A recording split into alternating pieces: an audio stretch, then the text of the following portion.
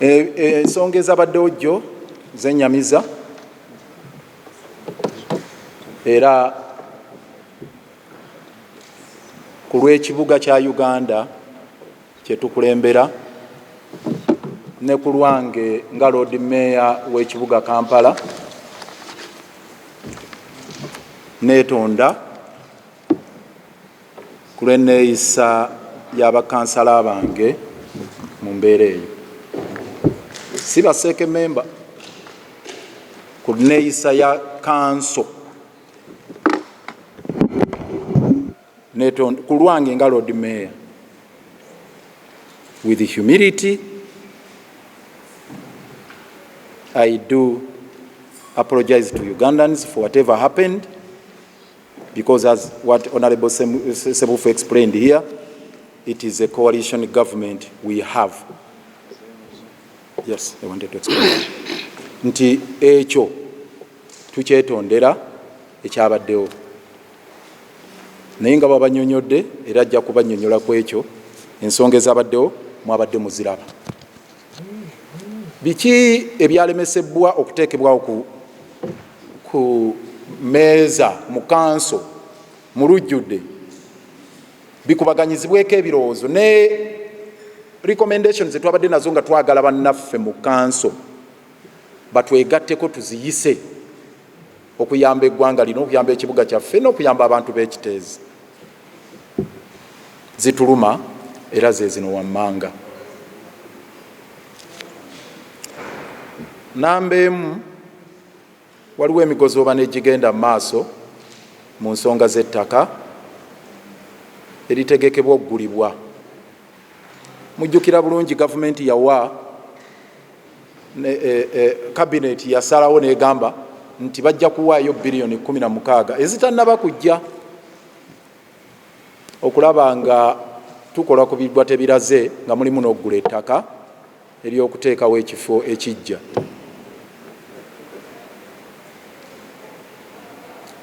Ebyetaago bya ettaka eryo ne byogerebwako na buli kimu. Era nga bwe bikiri mu mateeka aga procurement, the procurement and disposal unit bagiyita PDU netandika omulimu gwayo nefulumya road map ng'egamba ng'ennaku z'omwezi 28 omwezi oguwedde ejja kulanga eyite abantu abalina ettaka Kcca lyetaaga bateekeyo okusaba kwabwe. Ng'ennaku z'omwezi 2 lwe bajja okugalawo okurisiivinga bids ezo ez'abawaayo ettaka 2 ogw'omwenda. Ng'ennaku z'omwezi 5 ogw'omwenda basumulule amatu bakole gye bayita evaluation okulaba ani awangudde. Ng'ennaku z'omwezi 13 omwezi ogw'omwenda balangirire omuwanguzi. Naye ebyo byonna nga bigenda mu maaso, ffe tulina obuvunaanyizibwa okuteeka eriiso jjoji okulaba ebigenda mu maaso nga tetwetabye mu kugula. Baatuuka nga batambula bagenda nabyo mu maaso nga tuwulira ebibukuta eyo munda naye nga tetuweereddwa lipooti. Kwe kugamba minisita waffe akwataganibwako ne directorate ya physical ya planning mwami John Mary Sebufu ono nti noonyereza ensonga ezo tukutaddewo ku lwaffe tolina mulimu gwokola mulala mu byonna amaaso n'enkaliriza biteeke ku ekyo. Tuba tuli awo ne minisita n'awandiika ebbaluwa ng'agamba nti nabo mu ministry baweereza mwami Kyofa Togabye. Naye ng'ennaku z'omwezi 28 kanso yali executive gyenkulembera wano yali maze okutuula n'egamba nti twagala kumanya ebigenda mu maaso. Idi n'atugamba baali bataddewo obukiiko 10. Obumu bwali kuligo nga kakulibwa Lusambu Kanoonyereze, obulala buli ku Solid Waste Management kakulibwa Mukulu Luyimbazi, then nga waliwo n'akakiiko ak'okunoonya ettaka nga kakulirwa Mukulu Vincent director owa physical planning Vincent byayinda Atenyi Vincent Atenyi. Kakati netugamba akakiiko ako terms of reference zaako nga teziri clear. John Mary Sebufu n'awandiika ebbaluwa n'okutuusa olwaleero emirimu gyako nga tebagitubuulidde bulungi, kubanga obukiiko olwo buliwo bubiri. Olina PDU yerina obuvunaanyizibwa obunonya ettaka, naye wateereddwawo n'akakiiko akalala akakulemberwa Vincent Atenyi director, nga tugamba obukiiko obwo bubiri bunaayawula butya emirimu ne butakuubagana. Ebbaluwa eyo teyaddibwamu tugirina, tugenda bawaako kopi. Tugenda okulaba ng'ennaku z'omwezi 13 bwe bagenda okulangirira zituuse, tetumanyi kigenda mu maaso. Nga 12 nenkwata peeni nempandiika ebbaluwa namutayiika nenjiweereza Idi nemugamba nga temunaba kulangirira bivuddemu, mutuweko progress report tumanye ettaka muli lujja wa naffe tubuulire abantu batubuuza, tubawe n'essuubi nti kasasiro wammwe ajja kuyoolebwa akaseera bwe kati. Ebbaluwa eyo n'okutuusa olwaleero teddibwangamu. Olwaleero ziri ennaku z'omwezi 18 twawandiikanga ennaku z'omwezi 12 nga bagenda kulangiriranga 13. Lwaki tebalangiriranga 13 lwe baateekawo? Mujje mukibabuuze. Ne tubagamba wano mu meetings ne tubeerawo nga tukola emirimu gyaffe, ne tubagamba kemulangirira ebifu tugenda okufaafaagana n'omuntu wano. Kati bali eyo bakukuta, tetugamba mukukute naye tugenda kufaafaagana namu. Business committee neyitibwa okuyita council. Deputy wange n'agenda mu deputy n'agenda ne batuula mu meeting ya business committee ne bayisa nti council gyetuule tuleete ripooti. Business committee bwe mala okutuula ekubirizibwa speaker ne bakkanya ku nnaku z'omwezi, ripooti eri neetatuweebwa. Era ne bagenda ne bannyonnyola nti ripooti tetuweereddwa, era ennyombo ne zibeerayo. Kati ku Monday ya wiiki eno executive director aliwo acting deputy lwe yatuwadde kopi gye bayise discussion document ng'erimu ebintuntu bwe bityo, ne tugamba okay ffe ebyo katugenda bikozesa okukola ripooti entuufu. Ne tusula nga tetwebase ne tukola ebyaffe, ne tukola recommendations ennungi nga twagala bannaffe tutambulire wamu. Naye olw'ensonga ezabaddewo ze twamaze tubadde tutegeddeko, ne tukkaanya bano ababiri bagende babipresenting nga banaabannyonnyola olw'ensonga ezabaddewo. Ebyabaddewo mwabirabye, katemba biki naki mu kifo ky'okugamba nti ripooti epresentingibwe ate nti mwetonde. Gw'obadde osaba ripooti bagireese ate ogamba temugipresentinga, okolera ani? Ekyo kimu. N'ako akakiiko ka Public Procurement and Disposal of Public Assets Unit PDU bayimirize mbagirawo enteekateeka zonna ze babadde bakola ogenda mu maaso okugula ettaka, kubanga mwetobeseemu emigozo bano n'ekigoye wezinge mungi, Kcca mungi, avaako ebyo bye mulaba wano. Kati ekiri emabega waabyo mwe kye mutalaba ye Kcca ali emabega w'ebyo, zeze eŋŋumi ze mulaba, yeyo katemba gwe mulaba. Kati tulagidde oba office ya Lord Mayor agidde executive director mu instrument eno gye tufulumiza olwaleero kuyimiriza mbagirawo byonna bibadde bakola mu kugenda okugula ettaka, bakole alipoota namutayiika wawe babadde batuuse ne process engeri gye zeetambulamu babireete mu seeke. Bwe tunaabifuna naffe tujja bitwalira bakansala. Ku mulundi guno tubasuubira tebajja kudda mu kwekola busolosolo, kudda okwekola busolosolo, kukula busolosolo kugira buti batunuulire ensonga semasonga nga tewali kwekola busolosolo. Kye tubasuubiramu nga tuleese ripooti eyo, tiimu yange ejja kubaayo egireete oba gye ndi oba siriiyo, tiimu weeri. Ekyokubiri kwe kubanga IGG amaze ebbanga nga tawa lipoota ku nsonga zino, nga mulimu abantu be twamuwaako obujulizi wano. IGG yajja wano n'agamba abakozi, batuuza n'olukiiko olunene wali mu Gardens, ne babuuza abakozi, mwe mumanyi eki? Abakozi ne babeera bavumu ne bawa ensonga zaabwe. IGG yasamoninga kumpi buli top manager mu kitongole muno okuva mu technical staff, bonna ne babatwale wa IGG, bonna ne balikodinga statements. IGG n'asindika ttiimu nejja ku nnaku z'omwezi 28 ne tutuula mu board room wano eno ya Lord Mayor, n'enkwataga fayiro bwe gati obujulizi bwe buti, obuvo n'obuddo bw'enjega y'ekiteezi, n'amannya ne tugamuwa be tugamba nti oh no, n'obujulizi obubaluma buubuno.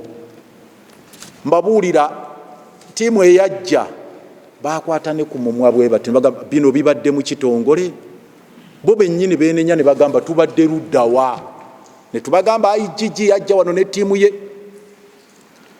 da mu 2022 n'asuubiza okuteekawo special investigation unit ng'ekola ku Kcca yokka, naye temugiteekangawo. Kaakati nammwe mwenenye, era twabagamba mubavuddeko enjega abamu mwebamu kuba IGG, office ya IGG, kuba mwalimu okukola gwe muteekeddwa okukola. By the way, ne Mwami Museveni twamuteekamu kubavaako ku njega y'ekiteezi, era ensonga ne tuziwa, tubasuubira okuba nga babaako kye boogera ku nsonga ezo. Kaakati IGG tumugamba ennaku z'omwezi 10 omwezi ogw'omunaana enjega egudde ekiteezi, olwaleero ziri 18 omwezi ogw'omwenda, nga baatusuubiza nti mu wiiki emu bagenda kufulumya alipoota, tefulumanga. Kiki ekikulemesezza IGG? N'olw'ensonga eyo ffe position yaffe eri nti IGG ayina okufulumya alipoota eno amangu ddala bwe tunaaba tunaava mu mbeera eno gye tulimu. Etubuulira ani buli omu akwatibweko avunaanyizibwa lwe tujja okumalawo embeera. Ekyokubiri, tugamba nti IGG twakusaba nti amateeka ge bayita public standing orders, public service standing orders, gagamba omuntu anoonyezebwako bamugamba ddako ebbali ng'onoonyezebwako, naye lwaki abantu be banoonyako mu kitongole muno mu Kcca tekuliiko n'omu yakwatiddwako? G'amateeka ga public service standing orders tegakola ku bakungu ba Kcca. Ne bw'ogamba nti kale otuulidde lipooti, kwatako abamu ba interdicting, obagambe mudde ebbali tumale okubanoonyerezaako, bwe tunaasanga nga temulina musango mulikomawo. N'ekyo ne kikulema ekitono bwe kityo. Kaakati tugamba IGG olwaleero wiiki eno twagala okulaba nti bonoonyerezaako bagira bafuluma ekitongole okutuusa ng'okunoonyereza kuwedde, kubanga batutawaanya n'emirimu gyaffe. Tekiba kya bwenkanya okulowooza nti omuntu anoonyerezebwako anaakusobozesa okufuna obujulizi obumulumika nga mwali mu ofiisi. Tasobola. Era nti taakola ebyo ebikolwa bye mulaba mu kanso. Waliwo eri ali ku remote anyiga. Gwe n'olaba bukolokoosi kwekyanga buti. Waliwo anyiga amapeesa. Kati twagala IGG akwate ku abo abanyiga amapeesa mu kitongole wano, abatugirewo. Nze sirira buzibu na bukolokoosi, ekyo sijja balinga. Kuba oba olina obuzibu, bw'otandika okudda ku bukolokoosi oba olina obuzibu, naye anyiga amapeesa gano obukolokoosi ne buzannya wano. Oyo gw'okwata bwe onoolaba obukolokoosi oba bunaddamu. So y'ensonga eyo IGG akwate ku bantu wano, bw'ate abakwateko ekitongole kino mbabuulira kijja kukwata omuliro. Ekyo mbatadde ku notice. Kuba naffe olutalo tetutudde. Gwe weebuuze era nababuuziza nti mu mupiira oli talina mupiira agulina mwenna mumulaba. Njagala okubategeeza nammwe bannamawulire alina omupiira mumumanyi, oba balina omupiira abaguzanyiseeyo mubalaba, naye oli eri olwana ogamba bannange bali tubajjeko omupiira tuguteeko ogwina okugenda koligi wonaava erina kuba endobo ya mu kifuba bwe puu. Beba ababetinga mu mupiira gw'ennaku zino, mulimu n'abazanyi ababetinga. Olaba kipa n'akwata omupiira bwekyo agenda ogukasuka mu senta n'agwisawo ne gunywa mu ggoolo nga yabetinze, n'agenda n'afuna eza betingi nti kirabu ye bagigobye, ate n'afuna neza omusaala. Katulina aba sports betting wano.